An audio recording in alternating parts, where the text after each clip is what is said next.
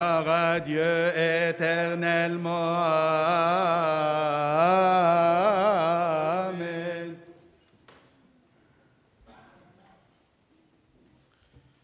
Au nom du Père, du Fils et du Saint-Esprit, un seul Dieu, Amen. Que sa bénédiction repose sur nous, maintenant et pour toujours. Amen. Aujourd'hui, nous avons entendu ensemble l'évangile de la bénédiction des 5 pains et des 2 poissons. Et d'ailleurs, à chaque fois qu'on entend cet évangile, on pense aux bénédictions qui existent dans nos vies. Parfois, on est garni de bénédictions. C'est pas parfois, mais c'est toujours, on est garni et plein de bénédictions du Seigneur. Le Seigneur veut toujours nous bénir. Mais parfois, le souci, plutôt, c'est nos yeux. On n'arrive pas à voir la bénédiction du Seigneur. Je vais vous donner un exemple que peut-être, je ne sais pas si vous faites attention ou pas, à toute fin de la messe, il y a le prêtre qui est à gauche de l'autel avec le patin, le plat où il y a le corps du Christ, et il vérifie dedans s'il y a encore des petits morceaux, des perles qui restent ou pas. Et une fois qu'il n'y a plus rien, le diacre qui est à côté de lui, il lui dit « Shereb Stavros » ou « Salut à la Sainte Croix ». Mais où est parti le corps du Christ? Est-ce qu'on le voit? On ne le voit plus. Il n'est plus dans le patin. Mais le Christ, Emmanuel, est parmi nous et avec nous. Il est en nous.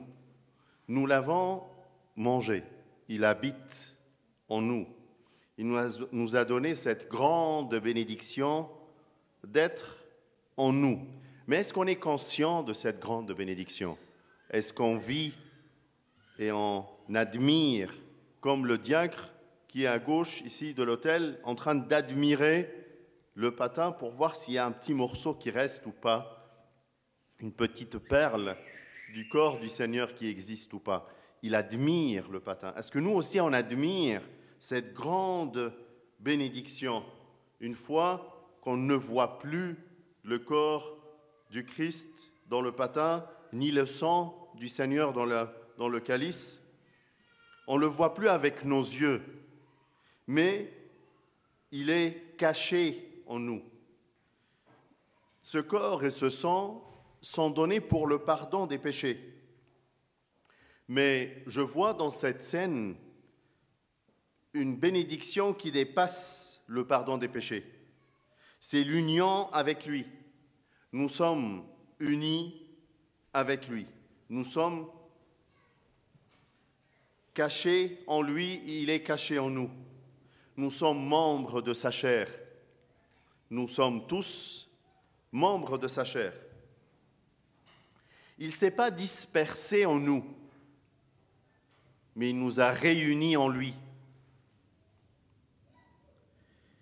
Visiblement, le corps du Christ, il a disparu.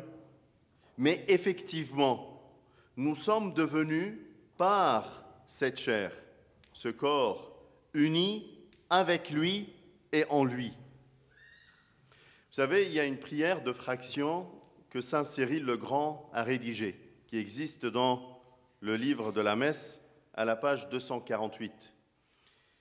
À la fin de cette prière de fraction, le prêtre, il prie en disant « Tu nous as donné de manger ta chair publiquement.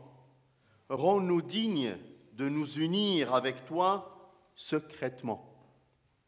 Tu nous as donné cette grâce et cette bénédiction de manger ta chair publiquement devant tout le monde.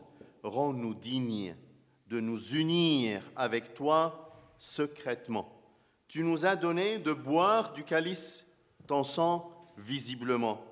Rends-nous dignes de nous mélanger avec ta pureté secrètement. » C'est ça les pensées que nous devons avoir quand nous faisons la queue pour prendre la communion. C'est ça la prière que mon cœur devrait citer, réciter et prier quand j'avance. Je ne laisse pas ma pensée se distraire. J'admire le corps du Christ, j'admire le sang du Christ, qui sera caché en moi et je serai caché en lui. Moi, je serai caché pour que lui soit présent, soit visible dans ma vie. Je me cache en lui pour que lui soit présent. Je retrouve en lui l'image que j'ai perdue par le péché. Je retrouve en lui, dans cette union, l'image de sa gloire, l'image de sa beauté que j'ai perdue par mon péché. C'est pour cela que je lui dis, rends-moi digne de m'unir avec toi secrètement. Rends-moi digne de me mélanger avec ta pureté secrètement. Les paroles que saint Cyril le Grand nous apprend dans la prière de fraction qu'il a rédigée. Pour que nous soyons vraiment unis avec lui.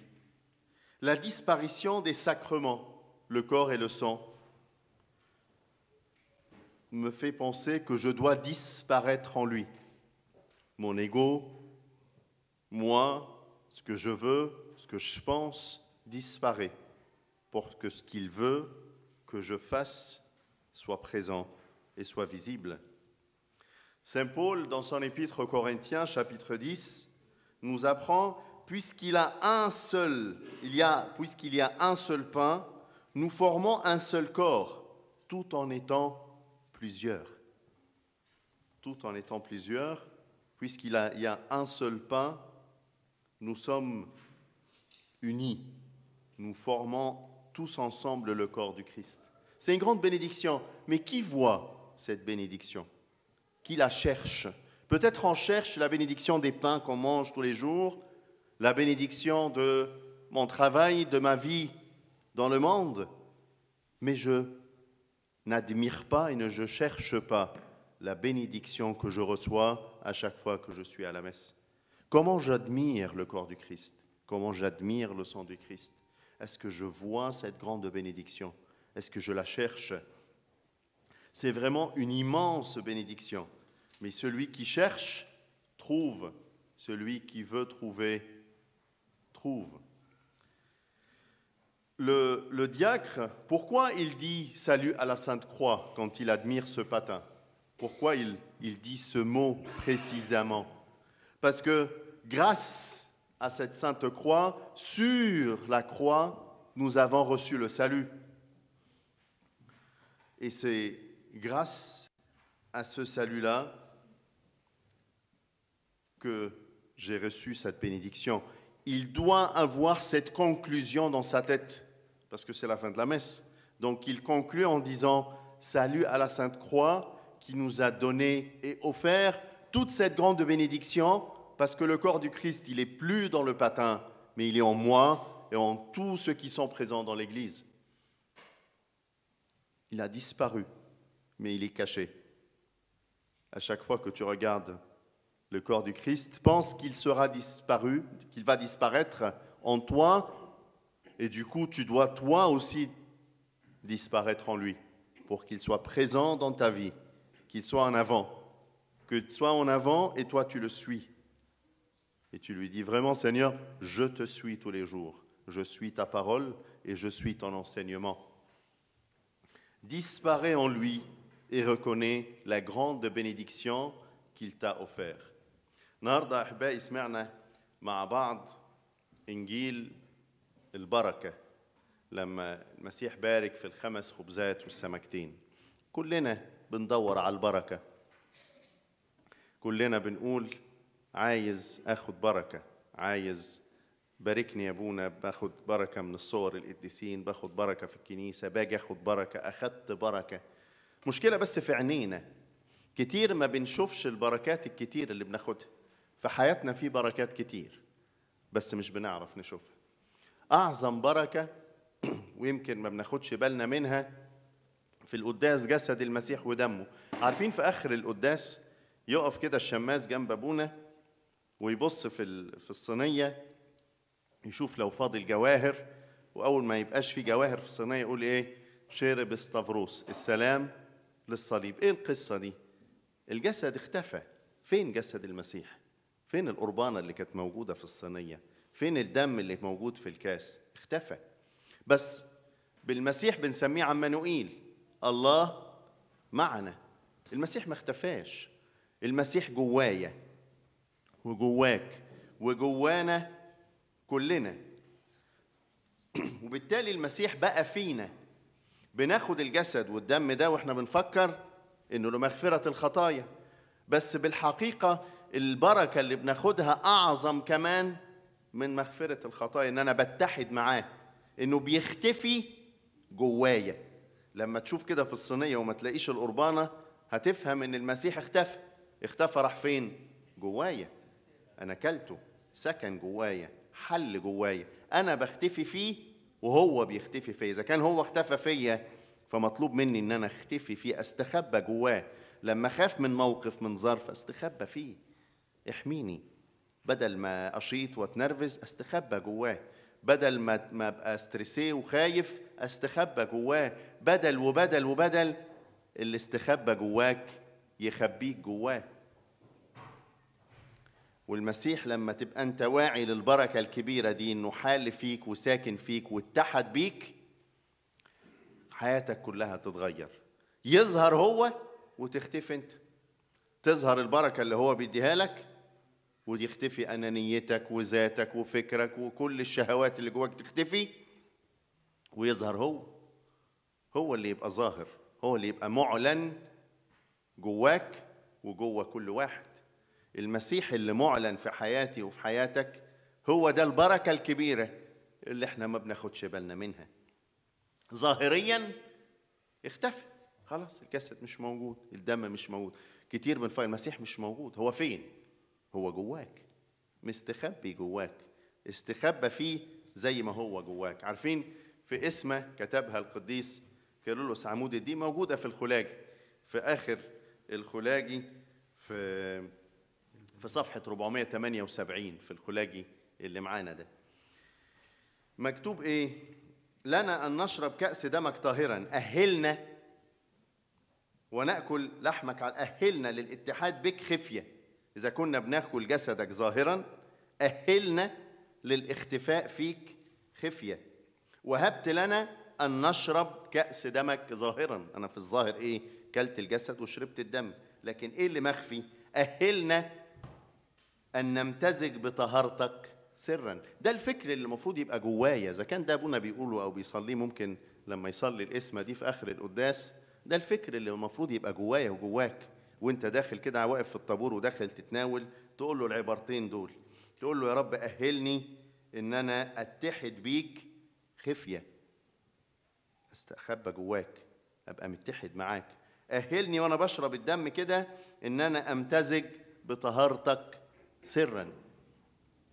ده اللي يبقى في دماغك، تسرحش كتير، أفكار كتير تسرح فيها، بدل حتى ما تسرح في خطاياك وتتعبك وتحسسك بالضيق والتعب، وبدل ما تسرح في اللي واقف قدامك واللي سلمت عليه واللي ما سلمتش عليه واللي عايز تجامله واللي مش عايز تجامله والمواضيع والدنيا والحكاية والرواية، ودماغك تروح تخبط شمال ويمين.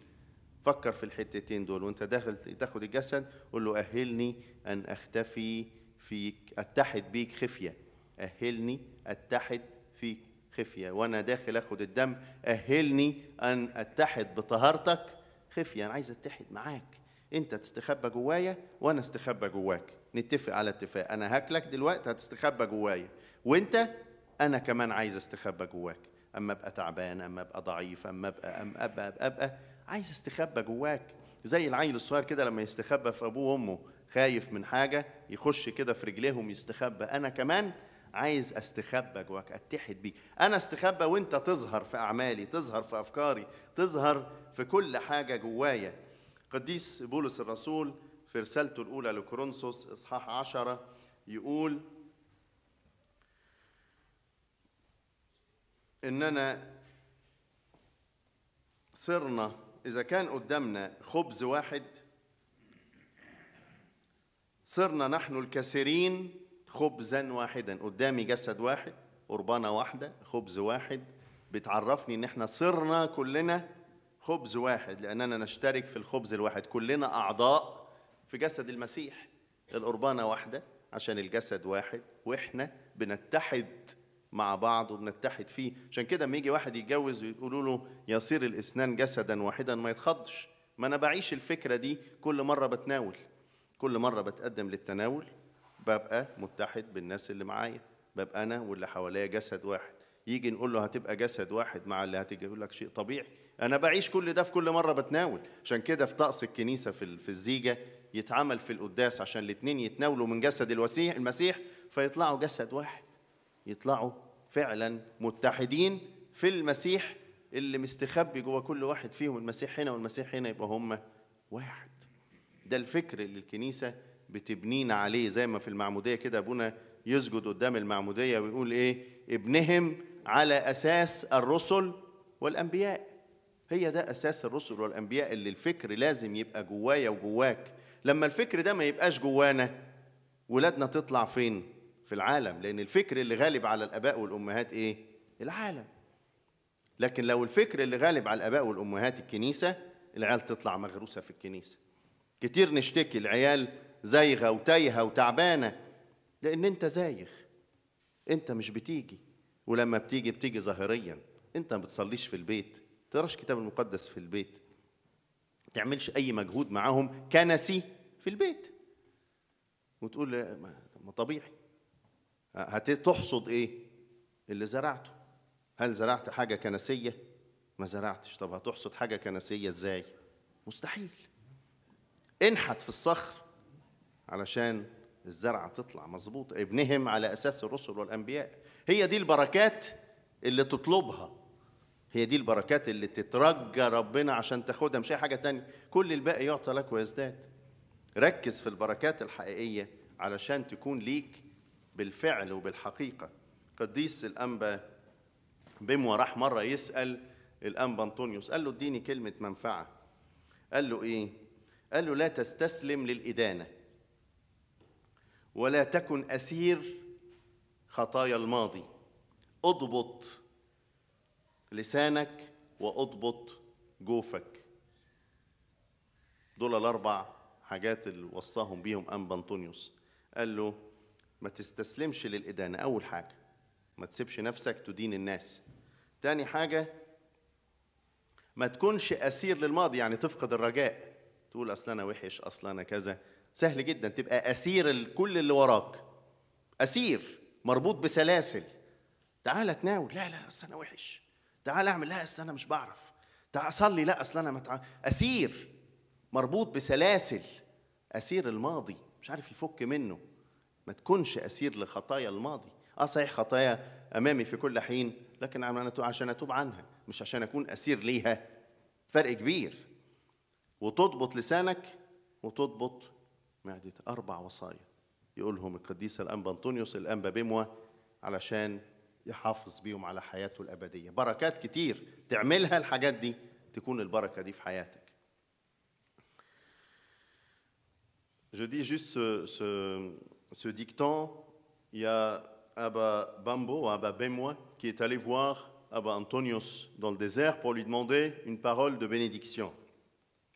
Il lui a appris: ne te confie pas dans ta justice, ne te laisse pas juger les autres par ta propre justice.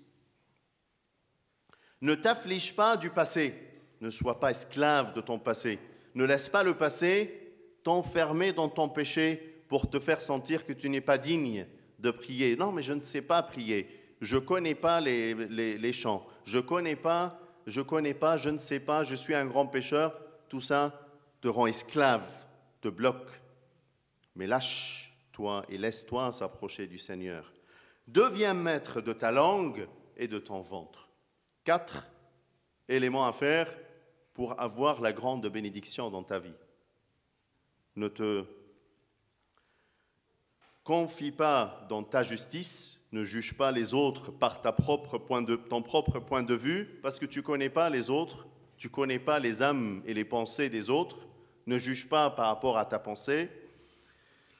Ne t'afflige pas toi-même de ton passé, ne sois pas esclave du passé. Maîtrise ta langue et ton ventre, et tu recevras la grande bénédiction. Parfois, on se pose la question, mais pourquoi mes enfants ne sont loin? Pourquoi ils n'ont pas reçu des grandes bénédictions? Est-ce que tu as fait un effort avec eux? Est-ce que tu t'es investi dans la prière à la maison? Tu t'es investi dans la lecture biblique? Est-ce que tu fais un effort ecclésiastique et biblique dans ta maison?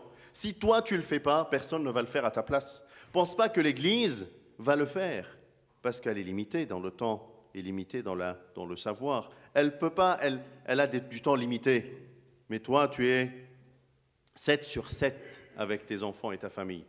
Investis-toi, fais ce que le Seigneur te demande pour qu'il se cache en toi et que tu aies cette bénédiction aussi dans ta maison. Le Seigneur nous donne de vivre la grande bénédiction, de prendre la communion aujourd'hui avec ses pensées, de demander que le Seigneur me rend uni avec lui par son corps et me purifie par son sang, que ses pensées dominent ma tête pendant toute la messe jusqu'à la communion, que je reçois aujourd'hui ces deux grandes bénédictions dans ma vie. Gloire à lui éternellement. Amen.